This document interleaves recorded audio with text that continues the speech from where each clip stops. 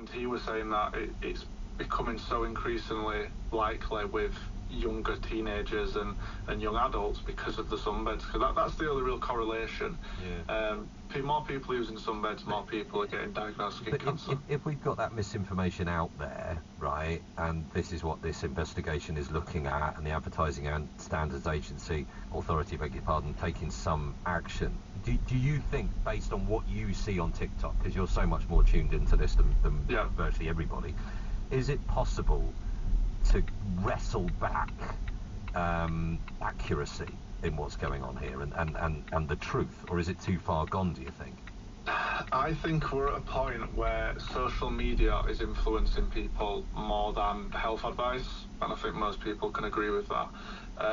So in all honesty, it's like all these influencers, these gym people, stuff like that, they've all got the tan, they're all doing this, they're all doing that. It's so now widely accepted and warranted to be tanned that people just aren't listening, and it's almost seen as a negative to be pale. But in reality, a tan is sun damage, so it just doesn't make sense.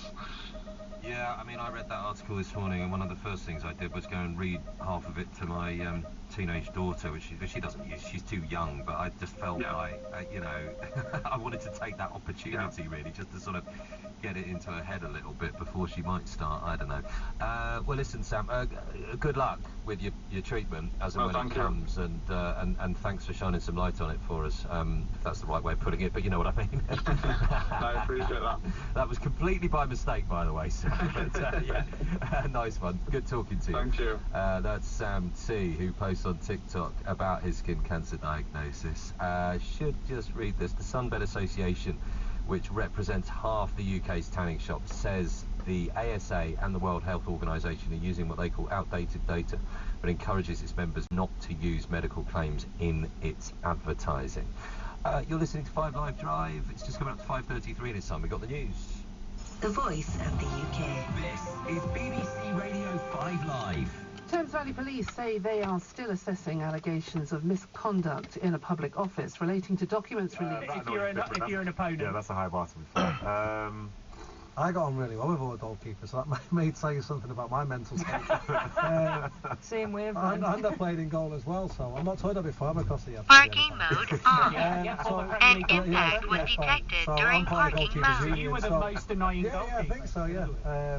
No, but he takes it to new levels, doesn't he? But again, he's now got to have a bit of a tiptoe. No more silly business, or else he'll be costing his team. We've had a goal at Crystal Palace in the Premier League, Sahel. Crystal Palace have a second, and guess who has got the second? Yes, it's Jürgen Strand-Larsen, flighted in by Lerma, and it was a lovely diving header, something from the 1980s from Strand-Larsen. He was just by the penalty spot, and he steered his header low past Martin Dubravka. Brilliant finish from Jürgen Strand-Larsen. Crystal Palace leading Burnley by 2-0. Steph, what year were you born? 88. Yeah. If you could not say that again, Sahel, that would be great, because literally everyone here is from the 1980s, so...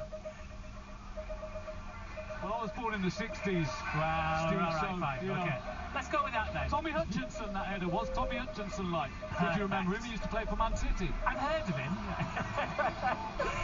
Let's talk a bit about Jürgen Strand-Larsen then, shall we, Nedum? I mean, as we said before, like, it's an odd situation with him, with Mateta still being there. I mean, obviously Wolves fans won't be watching this, they'll be watching their own game. But I can imagine they're thinking, well, where was that for us? Can I just say, and rightly so, I'm very much at peace with, say, Wolves fans being a bit disappointed with somebody that has that level of potential, because I think as he gets the move, it's just under £50 million for somebody I think has scored either 1 or 2 goals throughout the season. And you hear stories about how he was part of the sort of discontent at the club when they weren't doing so well. But yeah, I suppose, I'll be honest, I wasn't a Strand-Larsen truther.